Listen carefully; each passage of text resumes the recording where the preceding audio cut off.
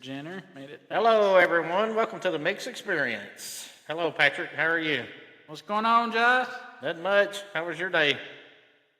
Oh, it was great. I got rained on, got some guacamole. Oh, nice. Ran into Ingles and got a couple of things for the evening, but got soaked on the way out. Nothing like some good old rain and guacamole. So, um, so you can see our new sign that I painted. This is handcrafted, guys. This is amazing. Very talented. And everything you see is for sale.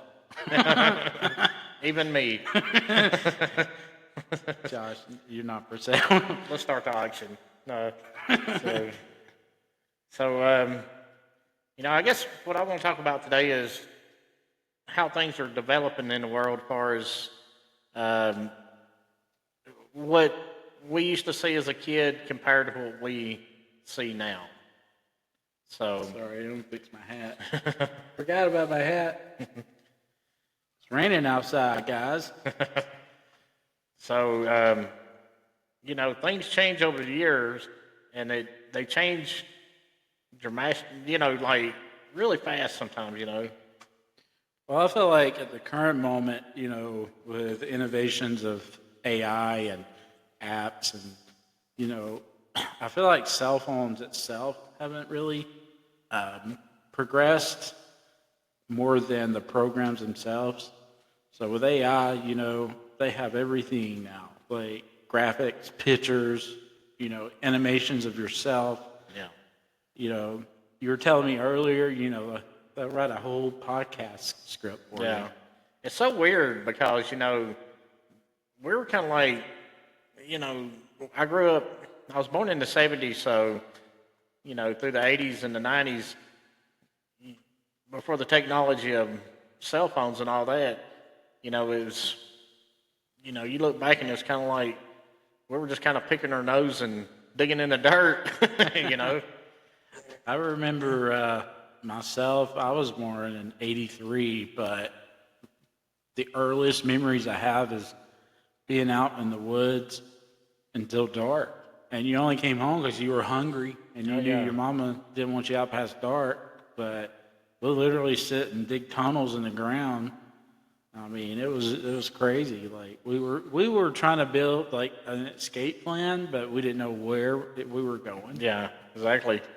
I mean, I grew up hunting, and the world has changed so much that I was 13 years old in the woods with a gun, and no parents around or anything, and now look at how things progress. I mean, it's crazy. I feel like our generations almost parallel in certain ways. Yeah. I feel like I was blessed to even at 14, my dad taught me how to drive with the 3 in the column. Oh, yeah. And a 72 Ford. Oh, yeah. And he's like, you're going to learn how to drive, and you're going to learn how to drive this. If you can drive this, you can drive anything. 3 on the tree. 3 on the tree. Yes, sir. That's 3 just like on the tree, guys. If you don't know what that is, you better find out quick. That's right. And just like your dimmer that's in the car, now cars, like, they do it themselves. And back then, they had this button in the floor you push with your foot, to dim the lights. It's so kind of primitive kind of stuff, compared to what we have now. And I think about the times when it's like, you think about kings back in the day. Okay, they were the richest of the rich, right? They ruled over everyone and all this stuff. Look what we have today. Compared to what a king had back in the 1600s. It's like crazy how it's like. I mean, amazing. Yeah, a lot of people that see themselves comparatively as in poverty is equivalent to a king 200 years ago. Yeah. If not better, because if you're living, say you live in a shelter somewhere and you got a cell phone and you've got minutes to call somebody or internet, Wi-Fi, like you have access to the whole world. where a king only had a messenger at Yeah. night, you know? Yeah, and it's just wild how society has progressed over, just a couple hundreds of years, and uh, that's just who would ever thought you could get in a car and it would drive itself? That is That's just so weird. Oh man, have you seen the Teslas that? So basically, the Tesla technology has, graphics and display where people are walking by, and it lets you know when people, an actual person. You can you can drive through a graveyard at night and see all these bodies walking by, and That's so freaky, man. I saw that. It's like, are they? What's it picking up on? it's got to be some type of embodiment spirit or Yeah, something. it can't be a coincidence. If you're driving somewhere else and it doesn't do it, and you just go through a graveyard and there's like people walking around and they're no one there, it's got to be. Everybody's looking for their exes, So sad. Never got over the first heartbreak. Hung in purgatory forever. Don't let it go. Let it go. Let it go, let it go. But it's just like even where you live, look how things are being developed, and it's just urban sprawl. It just comes out of the cities, and 10, 12 years ago, what drew me out of Cleveland to Dawsonville was opportunities. There were a lot of jobs that were available, and also plenty of real estate. Yeah. Anywhere. And even celebrities lived around there. Yeah. And they still do, honestly. However, I will say, over time, traffic, especially up 400 at 3 p.m., it's gridlock, just like 285 or 85, 75. That sucks. It's unbelievable. So I always encourage everyone, if you got to leave, go anywhere, 2:30 p.m. is like the cutoff time. Yeah. You got to get going, or you're going to be stuck for an hour and a half. Oh, that's crazy. I hate that. I used to drive in that Atlanta traffic, and for you guys out there who don't know, we live in Georgia, and North Georgia Mountain. We're in the North Georgia mountains right now, and up in Blairsville, Georgia, and but down toward Atlanta, it's that traffic is crazy. If you look at the outside perspective, like the aerial view of how everything is structured, even in the United States total, like when it comes to the interstates, Atlanta is shaped like a heart. Yeah. So literally, Atlanta has been considered the heart of the United States. Yeah. So I always found that fascinating, whether it was, by accident or on purpose. But it amazes me how many heart attacks we've not had. Yeah. From the clogs of the arteries there. Too, for you to bring that up, it's shaped like a heart. You even hear the news guys when they doing the traffic, they're saying the artery. Yeah. You know what I'm saying? Oh, yeah. It's an old school term. A lot of you guys out there may not grew up around King Cook, Fox 5, or Glenn Burns on Channel 2. Oh, yeah. Old schoolers Old there. school. They knew what was happening way before we even knew. Yep. So, but, people move out of those areas into, areas kind of like where we're at right now in the mountains and stuff. But then they start complaining that it's not like that area, and then they want it to be more like that area. So I think in reality, it's just having those opportunities and also options to shop or eat different places without the traffic. Yeah, but you can't have one without the other. No. So the tranquility of being up in the mountains and having a peaceful mind, to me, it overlaps having different options as far as retailers are concerned. yeah, And, it's like where we're now, everything is pretty much 2 hours away, any direction. But we're a tri-state county here in Blairsville, where we're only maybe 30 minutes from North Carolina and 30 minutes from Tennessee. We could be awesome. In any state. So, it's... You're not that far from Helen, either. No, Helen is only maybe a 40-minute drive. Road down a hill. Yeah. So just get on the hill and just go on down. So, it's crazy. Talking about Helen, man. Have you ever gone to like the Oktoberfest there? Yes, I have. Times, yeah. Man. Those boots. I know we'll probably do a future episode when it gets around Oktoberfest time, but we'll be there. Yeah, we'll be there, guys. Like, we're gonna do an Oktoberfest podcast. It's gonna be epic. I mean, epic. So, a funny story. One time I went to we were having some kind of biker convention there, and it was like, and I didn't know it. And on my way to Helen, I stopped at a yard sale, and just so happened they had a hat that was a Harley Davidson hat. Sweet. And I didn't know a biker convention was going on in Helen, so I bought the hat because it was like 50 cents or something at the yard sale. So I was like, cool. Threw the hat on, cruised to Helen, got up there, got out with the hat on. Dude, everybody was buying me beer. It's like... Yes, the Harley Davidson man is in the house. That's so awesome. They're like, where's your bike? I was like, over there, So... Yeah, boy. And chair too. Yeah. Another funny story was I was in Pigeon Forge, Tennessee one time, and I was walking. They were having a rod run up there.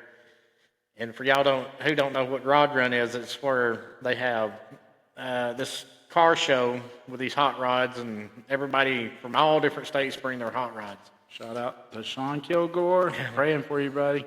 And they all bring their cars up there, and everybody gets doing burnouts and all this stuff, and a lot of wildness going on. And good times. And I was walking down the sidewalk, and there was this one guy. He was sitting there with his car, and he goes, "Hey, man, can you watch my car while I go make a phone call?" I was like, "I guess." And he was like, "Yeah, man, the guys that brought my car down left me because he brought his car down on a trailer, and they got in an argument or something, and they left him there with his car, and he didn't want to put the miles on it, so he's trying to get somebody to tow his car back." And he was like, "Can you sit here with my car while I go make a phone call?" He said, "I'd really appreciate it." I said, "Yeah, that's cool. No problem." And I was kind of like, I thought he was just going to run right there and go make a phone call, but he was gone forever. And these people were coming by, they were like, "Man, that's a nice car." I was like, "Yeah, I built this thing, man." I was like, start acting like it was my car. Awesome. They're like, "Yeah, I spent 28 days. Let me tell you something. I got this from my grandpa, and, he bought it brand new, That's too perfect. And I was like, and man, I was picking up chicks and everything, getting phone numbers. They were like, "This is your car?" I was like, "Heck yeah." Have lipstick written on your arm. Call me baby. Call me maybe. So that was pretty cool. That's awesome. What a cool story. Yeah, it was pretty funny. I have a similar story. And ironically, it happened in Helen. Me and a buddy of mine, we were tubing, and we got out of the tube, out of the river, and we started walking towards town, and there was a Corvette show in town. And there's this Corvette just sitting there, winking at us and showing its boobs at us. So, we had to look go. Look how sexy I am. Yeah. So we went over there and started looking at it, and they said, this car full of girls pulls up. I was like, "Oh, we love your car. Get in." And we're like, "Sweet." So we got back in the car with these girls. Rode around town. They bought us dinner and everything. Went back and that Corvette was gone. Oh. Told me it got repoed. It was awesome. Like, "Yeah, see you later." Oh, my dad came and got it. I was up there in Helen one time, and I was tubing down the river. For y'all that don't know, in Helen, Georgia, you can rent tubes, inner tubes, and they'll take you up there, and you can at the head of the river, or not the head of it, but up the river, and you can get in the river, and you can tube all the way down through Helen into, and you know It's where like a 2.5 hour ride in the river. you know where the bridge is? Yeah, a big bridge. I went tubing down through there, and there's a huge rock on the back side of over on the other side of the bridge. I went through there, and my dang shorts got hung on a rock, and my hotel come out. I mooned everybody. Everybody standing on the bridge. Full moon during daylight. Oh, that's too perfect. Everybody got to see some Elmer's glue with a crack. The whiteness. Man, that's some crazy time. I remember one time walking through Lula. There was this guy on a bike, old Strickland. Oh yeah. He was standing up on the bike, and his old shorts fell down. And he just kept riding like nothing ever happened. He was so proud. I was like, look at that old white Band-Aid. This is Band-Aid doing on a bicycle. Crossing the bridge. In Lula. Oh man. There's some good times out there, man. Oh yeah. And back to the whole development thing, it's here in Blairsville, they're working on the roads over here, putting in a couple of 4 lanes, and it's like, why? I know there's traffic, but when they do stuff like that, they thinking of the future. So, they must be expecting larger things to come, Well, for those in the city that I'm around often, they look forward to driving to the mountains. Oh, yeah. Especially for the weekend drive, because the beach from us is a pretty good drive for the most part. So the drive up in the mountains for the weekend, rent a cabin, hang out, and kind of explore. I know like over in Rayburn County, they got a saying, wander North Georgia. Yeah. So, just little nuances of, that hospitality, the southern swag, as they say. I just, applaud everyone to welcome in and taking advantage. Oh, that's probably the wrong word, but, taking advantage of the situation, not someone's pocket. But, as far as development goes, I know over here, like 60, I think, going to Hayesville. Yeah. A couple of years ago, that was 1 lane both ways. Yeah. And now it's 4 lanes. I know. This is mind blowing. It's like a major highway. That's it's heartbreaking because for me, like Hayesville has always been like my getaway destination. Like when you're leaving Cleveland, Georgia, and you're coming to the mountains, they have a sign that says, "Welcome to the mountains," and somebody put Brokeback on it. It said, "Welcome to the Brokeback Mountains." Well, things have changed, my boy. Hell,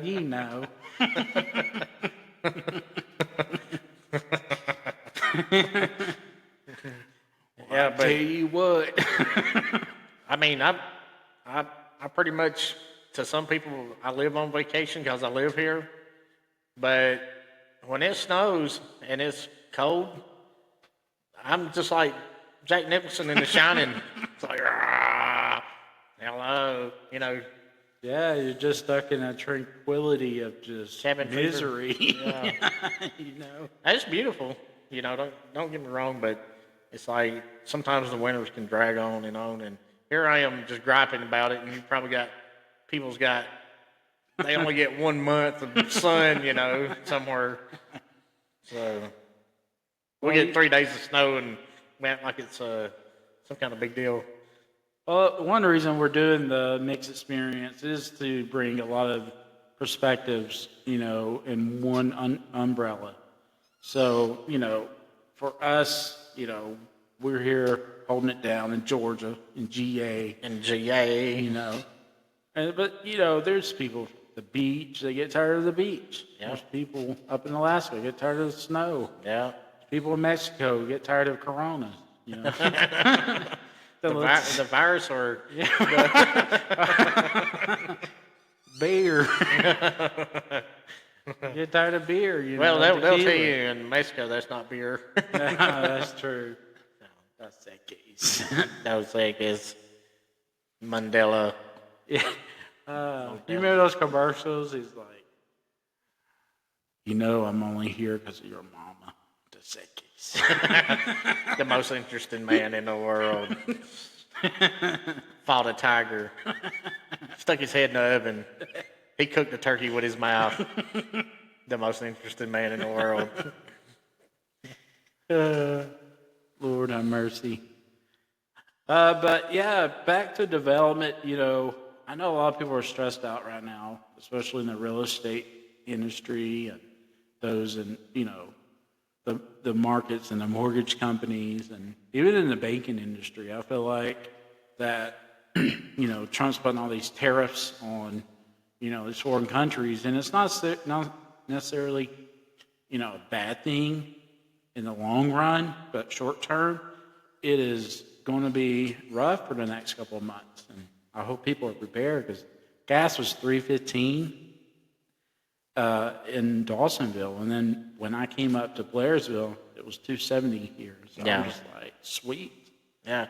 And you think being in the mountains it would be more expensive than you think because it's where you're at is closer to Right. and easier for them to get there. Way easier. But I guess it's just the demographics of where you live. I just think people volunteer to drive up here. So it's just, so they're like, we're going to start charging. Some people drive up here, get a tank of gas, and like, I did something. Time they get back home, they're out.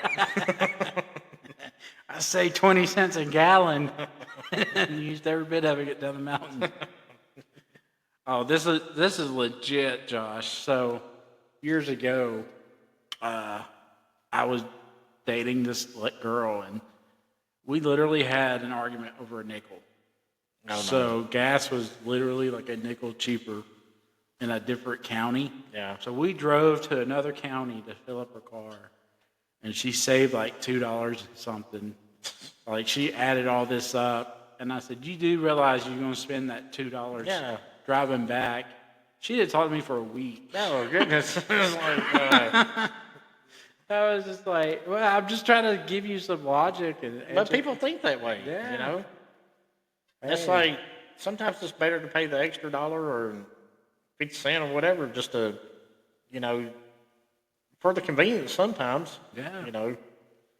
know, like sometimes, like where I work and where I live depends on what I can eat or what I eat. So when I get off work, like I'm near a Kroger. Yeah. But then on my way home, I got an Ingles. Yeah. So I try to go to Kroger when I can because it's a little cheaper. Yeah. However, they always don't have the same thing.